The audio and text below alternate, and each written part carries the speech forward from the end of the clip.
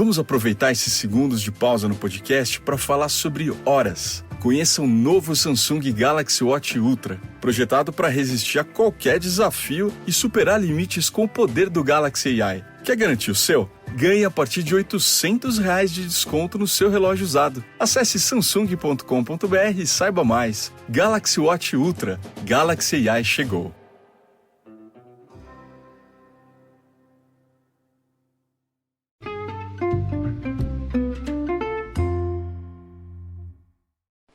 Hi, everybody, and welcome to the Dr. Psych Mom Show. Today, I will talk about how it's really important to make your own money. And I don't know whether this is PC or not. I mean, I assume not if it's something that I think. But either way, I very much believe it. And after a decade and a half in private practice, I firmly believe that both people should make their own money. And although there are more stay-at-home dads now, usually I see stay-at-home moms who have this issue where they're only given a certain amount of money and they don't know what's their money and they feel bad about money. And I just did a podcast on financial abuse and control. So this is somewhat of an expansion of that. But before I dive into all of that, I must tell you to subscribe. Most recent subscriber episode was on when people say love languages aren't based on research. And I talk about why that does not even matter even at all. And there's 156 or something other episodes that you get for the $8.99 a month. You have to subscribe through Spotify, but then you can listen on any platform. That's a common question I get. And while I have you, I get this so much. So once you do subscribe using the link in the episode description, you will get an email, and then you get a link in that email from Spotify. It goes to your spam usually, and if you click on that, you can listen to the subscriber episodes on any platform at all. So go for it. Make this your year to listen to all the episodes. All right, anyway, so why do I think that it's important to make your own money? Well, because you are your own person, right? And you are going to have your own things that you want to buy. And that should not be dependent on your partner. So I have women who are so smart and just good people, and they can make decisions same as anybody else. But instead, because they chose to stay home with children and not make their own money, and because they didn't talk about this and they do not feel that they have access to joint money, which is, of course, another option, which we will get to, they literally cannot do something I don't know, buy something that costs more than $50 without asking their husband or something like that. Like a few Kindle books could be more than that, or somebody's going through your credit. As by somebody, I mean your husband. Usually could be your wife if you're a stay-at-home dad, but I usually see this with women experiencing this because guys work more while the woman stays home more, et cetera, et cetera. Anyways, the guy goes through the credit card bill and he's like, what was this?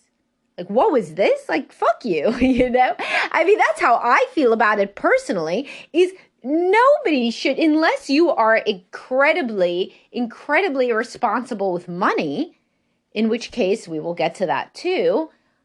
If you're a grown-up, why should somebody say, why did you get us new curtains from Target? Well, because you wanted to, and in these cases, there's always this kind of disconnect where the person that makes more money it's therefore their money. And so then they get to tell the other person who's home all day looking at the shit curtains not to get other curtains where they don't care about the curtains because they're not at home all day, or people who buy a bunch of stuff for the kids because they're with the kids all day. So they want some more games for the kids because that occupies the kids and they're with the damn kids. The other person isn't with the kids. So of course they think that the kids could still keep playing the same game all the time because they're not with the kids who don't want to play that game anymore. And, obviously there's a zillion examples. So, however, what do you do if you want to stay home with the kids? Well, first of all, get into your time machine, or if you don't have it or it's in the shop, go into couples counseling and decide together that your money is joint money, or get, or get I was about to say, out of that situation, because your money is supposed to be joint money. If you decide to get married and you both decide for you to stay home with the kids, whether that's part-time or full-time at home, well, then you're doing something and that thing is worth money. And it's worth more than that. It's priceless. If you guys decide that it's important for you to stay home and you really are being with the kids and you're close to them and you're really, making their life good and what have you, great, wonderful. That doesn't mean that you become somebody's indentured servant though, right? So then it should, of course, be joint money. And the couples where they are happy with the guy working and the woman staying at home feel like it's joint money. They do not feel like she is beholden to him and has to ask him every time she makes a purchase, because that is being a child. That's like what children do. They have to ask for money to buy things. And so some people try to say, but I give my wife an allowance. If you give your wife an allowance, there are two situations where that is okay. Both of them are, there's only one situation where it's okay. And that is that you both agree on that because she overspends, like compulsively, like she's a shopping addict. Like every single day there's like hundreds of dollars worth of shit coming to the house, and you legitimately feel like you are going to be you are already in debt probably, and you feel like you are just, your credit score is going into the toilet and you just cannot control this person. And so then you guys both decide that this is what you have to do, probably in couples counseling or something like that. You decide that, she's only going to get access to this amount of money. Same as if she was an alcoholic, right? And you didn't have alcohol in the house. So like she can't have like a credit card. I mean, this is an unusual situation. Most people are not actual shopping addicts, but then again, most people don't get addicted to most things, but some people do get addicted to things, of course, whether that thing is porn or gaming or shopping or spending or alcohol or drugs, right? Or listening to the Dr. Psych Mom show, which is the only good one out of all of those. So the point being, if you have decided that you are the one who is going to help your wife with her shopping addiction problem, and she knows it's a problem and therefore she only gets X amount on her debit card, fine.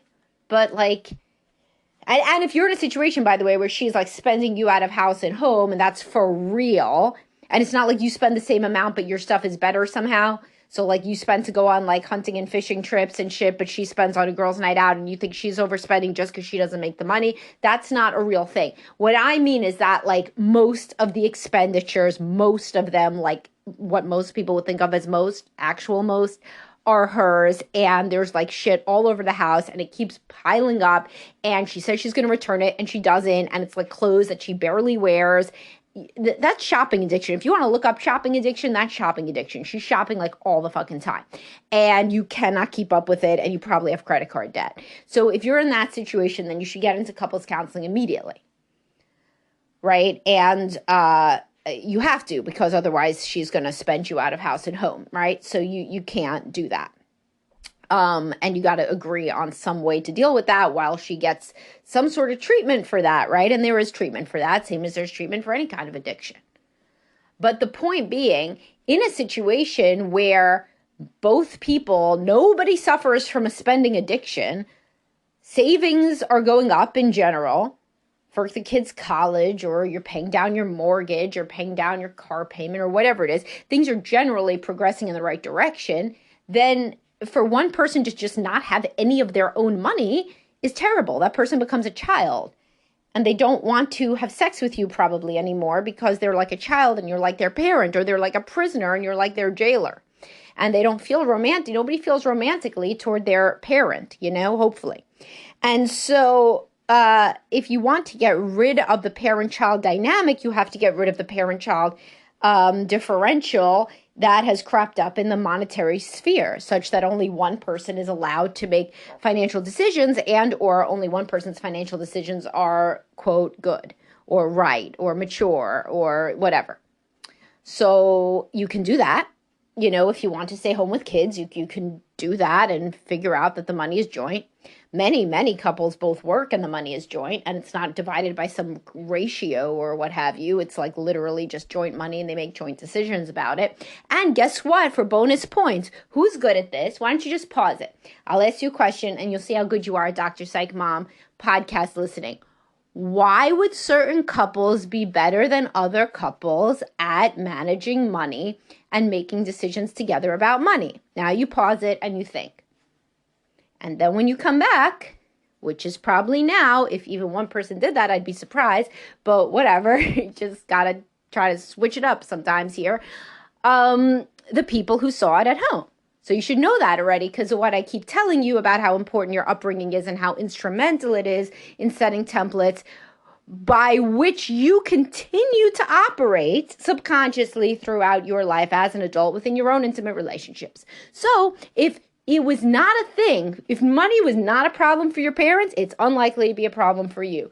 If they were always negotiating and fighting and blaming each other for money, about money related matters, and it was always an issue, then it is likely an issue in your home. And so you can, again, no time machine. So you have to get into counseling, usually is best, or there's actually financial therapists, but I don't know what they do that's different than regular couples therapists that can talk about money, but it's a thing. I mean, every niche, there's niches are proliferating in this world. But you could also go to a therapist and a financial advisor, who would sit down and tell you, oh, this is what I think you should do for investing, budgeting, et cetera, et cetera. And you could come to decisions that way, and you could talk about what money means to each of you, how it was managed in your family of origin. Certainly don't do that with the financial advisor. He'll be pretty confused, or she, but with a therapist. That's where you can talk about how you think about money, why you're so scared about losing money, spending money, saving money, how you feel about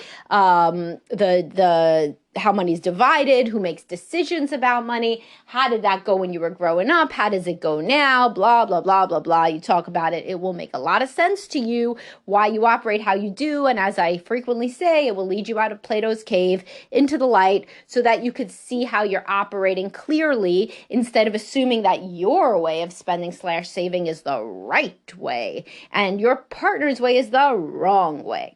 Frequently, by the way, men who saw their father at odds with their mother and felt that their mother was overspending tend to think the same about their wives. Women who felt who saw their mother constricted by their fathers tend to feel the same by their husbands, or they tend to be very, very into making their own money because that's how they're going to make sure that's not a problem for them in future, right? So, and that brings me back to the title.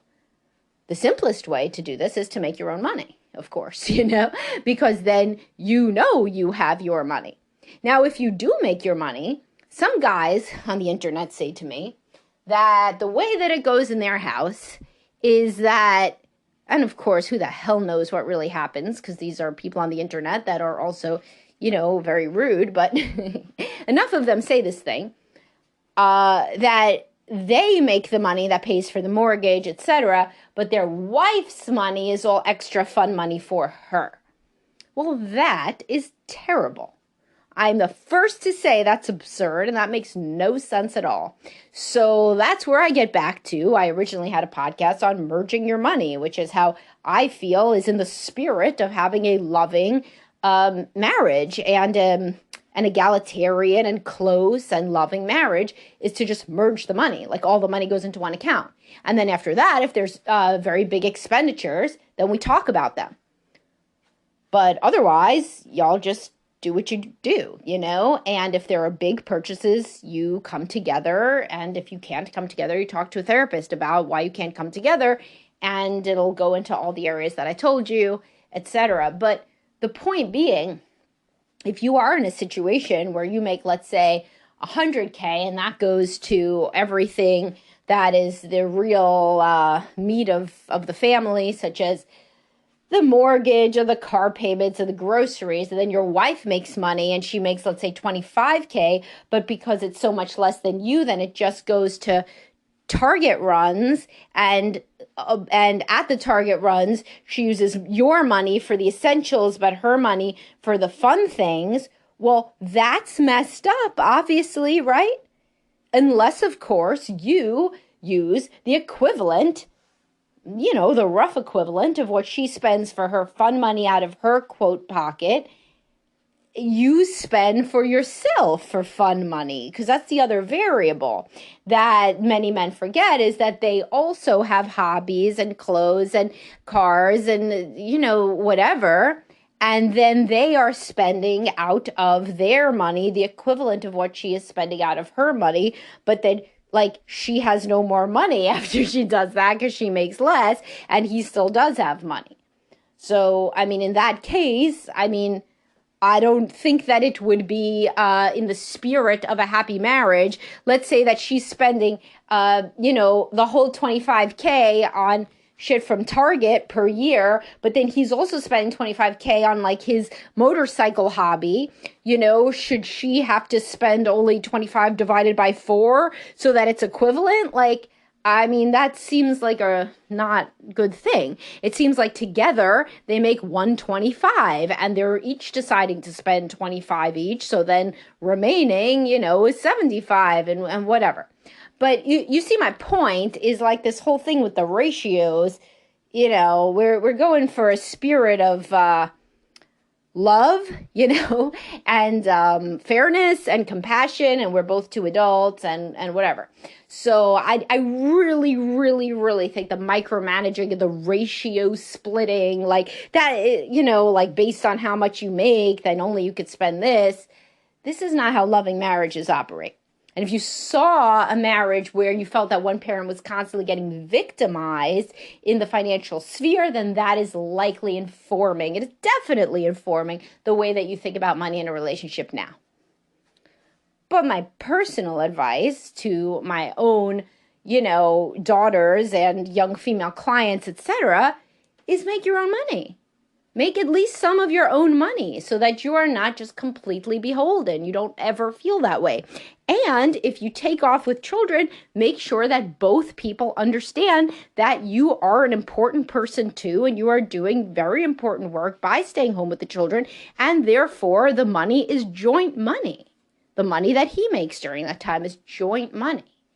I really, really hope that with all of the new guys supposed to be super involved at home and doing half as much as the same half of the total obligations, that then more men will also be working part-time if they want to during these formative years of the children being home. And I do see that. I do see more and more men have flexible hours while the kids are babies and toddlers, etc., so that they could spend more time with the children before the children are school age. And that's great. So if you view it as though having children is a finite amount of time when they are home, and therefore we will make less money during that time, and then we can both go back to work after that, that seems to work for a lot of people. But then again, you have to have similar goals. You have to not have these huge blind spots informed by seeing kind of tragedy from your perspective as a child in the financial sphere between your parents growing up. And a lot of people have seen bad things happen financially to one or both parents or the family as a whole, and that really, really affects them and how they think about money and sharing money and who has what money, and it makes them obsessive about money or hoard money or overspend money. It can go so many different directions. So either way, TLDR is if you struggle with money and you do not feel that you have your own money, and it is not something you want to do to make your own money, then you got to get into couples counseling to get on the same page so that nobody's telling you how that you cannot buy, something from Target. And I just say Target because everybody loves Target, and if it is getting to a point where in your relationship you feel that you are going to separate, but you can't separate because you are scared that there's not enough money for two households, then go back to work and make sure that there's enough money for two households. Like so many women across like so many centuries have stayed in very, very unhappy marriages because they felt that they had no options. But you do have an option. You always have an option of getting out there and making some money. And I'm talking specifically to the women who are too anxious to do that. There are women who feel that and this goes back to a different podcast, when your wife is too anxious to go back to work because of the school-aged kids. So that's another important one to listen to. But in the absence of any like huge like medical issues or something like that, most women who don't go back to work, who want their own money and want independence, but they're too scared to go back to work, they have low self-esteem. They just feel like nobody's going to want them, like they're not going to be successful at a job, like they took too much time out of the job marketplace, like they're not going to be able to keep up with the demands of a job. And that stuff is anxiety, because 75% of women who are working age work.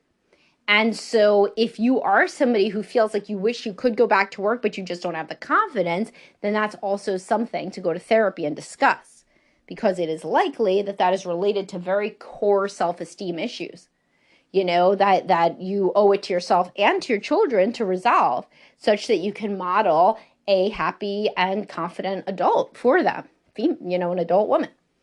All right. Well, I hope you guys enjoyed this, at least made you think a little bit. And I will talk to y'all soon. Have a great day, guys. Bye-bye.